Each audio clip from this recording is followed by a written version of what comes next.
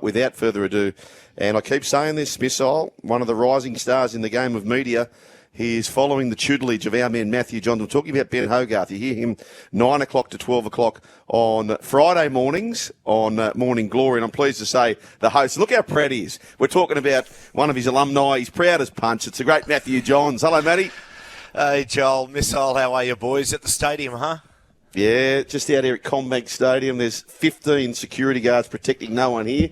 That's fine, Matty. But back to our man Hogarth. Yes. You can find a star on the rise, can't you? Oh, man, he's the best. Honestly, he is the MacGyver of producers. Yeah. He just look, you know, he does. I worked with him on the show, of course, on the shows on Fox. Then he came over with on Morning Glory. He's just one of those. What you want is a guy, because I can't do anything. I don't own a computer, can't send email. I'll just say, Ben, can you get this done? He just goes, done. And it's done. And he's good. He's good on on Morning Glory too. He's developing quite a fan base. Good. I'm one of them. I'm one of them. Okay. What's the latest on the Origin? What do you make of this, Matty, around the talk? Limited training for Nicho Hynes. Issue, no issue? I don't think it's a big issue. Look, the thing that's really important is I actually sent, because Cooper, my Cooper is close with Nicho, really tight. I just sent him a text and said, mate, you know, good, well done on the selection. Hope your calf's okay. He said, mate, he came back and said, mate, I'm going to be as good as gold. And you know, I think the really important thing, I just sent him, and it means nothing come from me. I just said, mate, the most important thing is that you and Jarome sit down, work out what the principles of play are, work out a little system amongst yourselves, even if it's just a pad and paper, and you mark out a field on there, and you sit there and go, right, when the ball works here, and we do this, and you theorise, and then you go out and just do it and you don't need to be running flat out at practice.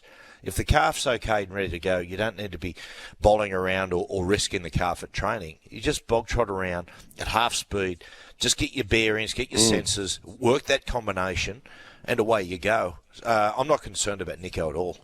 Matty, just on that, so who's the onus on there? Is it on, because the reins have essentially been given to Nicho, is it on Jarome to say, mate, this is your team, I've been studying how you play, and I'm going to accommodate you, or is it 50-50? How does this conversation go, do you think, or how should it go?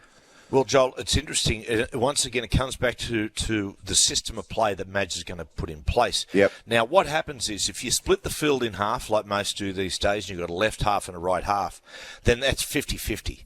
Right? But I don't like that system of play. I don't like it. I like, you've got the two most crucial players on the field. Why nail them down on one side of the field? They should roam in combination.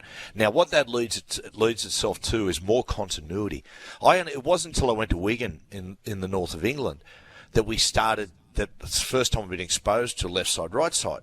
So I'm standing there, I'm playing with Lammy, Adrian Lamb, and I'm going, righto, boys, take another one to the right, take another one to the right, righto, one more, and he goes, Lammy goes, no, you're on my side of the field now. Okay. You know, but that's what he was used to, and that, as I said, but when you operate in combination, when I played alongside Joey was the 7, righto? And he ran it, and I complimented what he did. However, when there were periods in the game that he might have been a bit knocked up or might have needed a little bit of a mental rest, then I would take over the 7 duties. Even though I might have the 6 on my back, I would patrol and take seniority.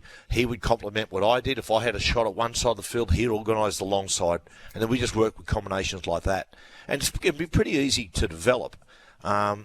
I just think it's a far better system of play. I mean, imagine getting a great example is Kevy Walters-Nuttallanga. Imagine saying to Kevy and Alfie, listen, don't form in combinations. Alfie, you're right. Kev, you're the left. One of the most crucial aspects of the Broncos' play was the combination, how they worked in each other's pockets, Kevy and Alf.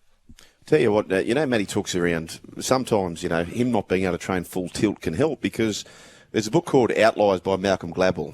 And it talks about little pockets, and I forget the towns, but where so many tennis players had emerged and so many pianists had emerged, and they put that down largely to learning very slowly. So the shot would be really rehearsed slowly, or the playing of the piano would be done really, really slowly. So if Jarome and Nicho can only walk around the field together, there's merit in that, Matt, isn't there? Oh, look, absolutely there is. I've always been a fan of with your key combinations is you get to train a little bit early, you hang around a little bit after, you don't need to be going full tilt. Let's just walk through what we're going to do. I'm going to talk about how I'm going to get to my target defender. Righto, these are the calls I'm going to use. These are our little secret calls we're going to do. Are we on page? Yep. Because the game is just a mass of small combinations. We spoke to Hudson Young just before, Matty, and he confirmed that he is the guy to come in and defend at centre if a New South Wales back goes down. I keep thinking about that and looking at Burton at 18th man. The tinfoil hat comes on, and I just think maybe Burton still comes into that 17 before kickoff. Yeah, I don't know, Missile. I'm not sure. You look possibly. Look, Missile, I'd have no concerns with Hudson defending in centres, particularly in Sydney, in a Sydney State of Origin, because in Sydney State of Origins, it's almost a wet weather game, and it's very hard for the opposition attack to advance the ball quickly toward the sideline. It becomes far more congested, and so defence has superiority in Sydney, and so Hudson will handle that. Yeah, he'll handle that with aplomb. There won't be a concern at all. If we were playing in Queensland on a dry track where they can push the ball sideline to sideline quickly, that may be a bit of an issue. Can I just quickly touch on something you said? Why were people playing piano slowly in some towns? No, because it's a learning thing. That was, and they have learning difficulties. No, not learning difficulties. Just their style of teaching. So you found that of the top 100 pianists at the time, there was over index amount of people from that particular town, and they the teacher was a slow teacher. I think so. Right. I've had a few of That those. is some Slow hands. Slow hands, myself. Slow hands, Fellas, yeah. I've tipped you before and the listeners before about a book by Grantley Keyser, Knockout, The Great Stories of Australian Boxing. Honestly, I cannot recommend it enough. It is insane. At the moment, we're talking about the late 1900s, heading towards the 20th century. These Australian fighters that are out there, like young Griffo. There was a fellow called Peter Jackson, he was a native of the US Virgin Islands who moved to Australia. But he talks about, he fought gentleman Jim Corbett, right? And I read this to Jack. I said, you want to work out how tough these guys were? It was called a draw after either man couldn't lift their arms due to fatigue in the 61st round. Oh. And you know, those blokes, like young Griffo was a young fighter from Bathurst, who learned how to fight, went to America. His trick, he used to go to bars and lay a handkerchief on the ground, stand on the handkerchief and said, righto, everyone come at me, try to knock me off the handkerchief. He was the most amazing. They said if he had a twin as a fighter, it would have been Floyd Mayweather. At that point, the greatest defensive fighter of all time. And he had, in something like a 12-year span, had 226 fights. He'd fight 30 rounds, bare-knuckle fighting, and then the next day go and do it again. Matty, where's your penchant for the boxing come from? Is it a Gary thing or what? I think it might be a Hunter Valley thing, because when it sparked my mind then when you said about little pockets of the world where produce these. Well, in a lot of these country New South Wales towns, like Maitland, we just talked to Hudson Young, where the great Les Darcy came from there. If you look at and young Griffo was Bathurst, but nearly all of them, well, high majority of them, were blacksmiths. Wow. And so they were disproportionately big, had big, strong arms and hands, big across the back. I mean, Les Darcy, when you see the photos of young Les, as they used to call him up in Maitland, he was almost built. If he fought now, he'd probably be a super heavyweight. Super middleweight.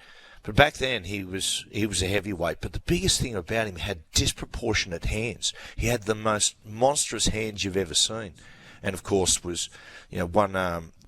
Still people consider him alongside with Fennick our greatest fighter, and Jimmy Carruthers and Lionel Rose and so on and so forth. But the story around Les Darcy is just insane.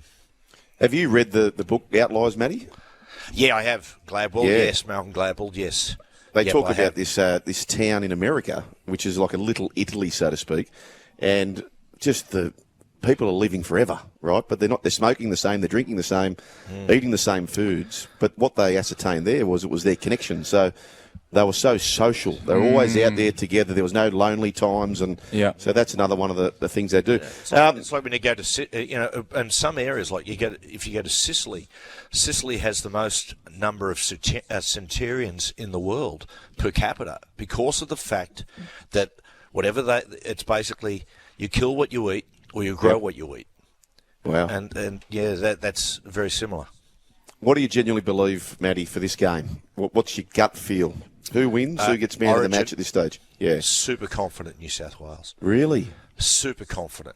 Yeah, really. I'm really bullish on it. I think they'll win it. Madge is very strategic how he has built this football team. I don't know whether what I'm going to find interesting is if he tinkers with the side. Game 2's in Melbourne, he could pick the same side. If he would have picked the same side if this one was in Brisbane, because in Brisbane you've got to score points to win. You've got to score a certain amount of points. This team is a very, very good side to win in Sydney and Game 2 in Melbourne. He's picked with a defensive bias.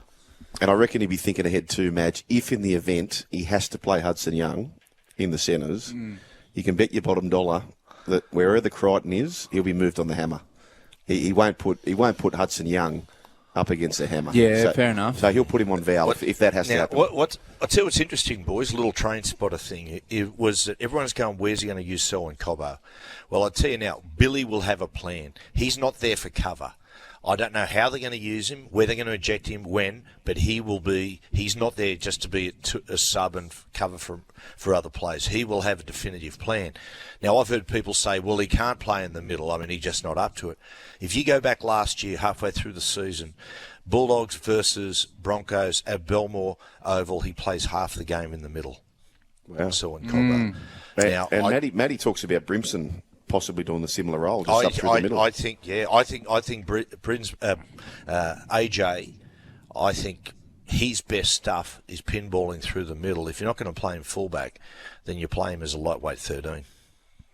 What we're going to do here on the run home, Matty, we're going to get Brooksy to cut up that clip of you saying that you think New South Wales is going to win this game. I'll send that out to Joey. It's a little olive branch. Try and get him back to the Christmas dinner table. Well, maybe you can call through Tourist tomorrow on Morning Glory. Tourist, he can call through tomorrow. Let's do this. I'll tell you what we'll do. Matty Johns every Friday morning, and I reckon between 9 and 12 they put that ad on to say, ring Matty Johns now, and he hasn't taken an open line call since last July. What's the go? I don't think he's. He's ring Matty now, and it's just him and the Webster. Oh, mate. We're talking about movies once, and I bring up Bob on hold half an hour, and I thought he's not going to. I tell you what, honestly, don't waste your time. I like the sound of my voice far too much to share it. I heard that same ad as well, and I cracked up. It was very good. Yes. I tell you what, yes, I will clip this up and send it to Joey. I'll say, do you know what? The thing about Queensland, they don't know what side, they don't know what style they're going to play. They don't know what players they're going to pick. They're a shambles. They're lost. That's fantastic. Good. Hey, geez, Matty, you look comfy too. Look, this time of year, he's in the tracky dacks. That lounge there looks very inviting. Are you off to work tonight? I'm off to work. I'm Fletch, and we've got Fletch and Hynes and Will Chambers on the couch tonight. Going to join us. What's he doing, Will? Well, I'll tell you what, he's just, I think he's been labouring, he's been on the tools, because what happened to Will, he went over and played, he was playing in that American Rugby Union competition, the national competition they set up. I think he was playing for Kansas. Anyway, there was some sort of catastrophe as far as salary cap and all that. Anyway, their team got shut down. And I think he's owed a fair bit of money still, so it's left a fairly sour taste in his mouth, as you would imagine. But yeah, it'd be good to have him on. It's going to be interesting talking to him about the non-selection of Latrell, because he's played at Latrell at Origin level a couple of times. Copped a bath off him. Copped a bath. So I'm curious to say, if you're that centre, if you're that right centre, and the team sheet came out and there was no Latrell Mitchell, how relieved would you have been? But as you say, Matty, maybe he's more suited to that Suncorp game, perhaps. We'll see how this plays out. Matty, have a good show tonight. We appreciate you. Can we get one bit of advice for you, Matty? So our man on the panel here, Tourist, has been dating his current girlfriend now for 5 years and has never had a fight with her, ever. And he's thinking about potentially popping the question at some point in the next, say, 2 years. But he's never had a fight with his missus, and he's a little bit cautious about what that may entail. Well, I'll say this, Tourist, is that it's been 5 years since you haven't. 5 years you haven't had a blue. Right, I guarantee if you propose in 2 years, you'll say in 7 years we've never had a blue. But I tell you what, there'll be plenty after that. That's right. Matty, we look forward to it. And my favourite, Benny Hogarth, tomorrow on Morning Glory. Thank you, mate. Good on you, boys. See you later. Have a good call.